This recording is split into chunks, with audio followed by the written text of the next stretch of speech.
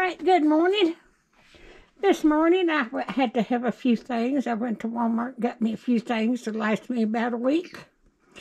I got me some Marie Colander frozen dinners. And then I've got some Healthy Choice frozen dinners. And I've got one banquet sweet and sour chicken. And then I got some Michelin's Alfredo with chicken. And then I got Salisbury steak. I got me some green peppers. I got me some basil.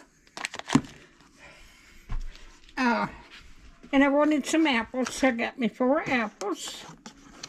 And that's celery. And I've got some bread. I've got me a Coca-Cola. It's cabbage.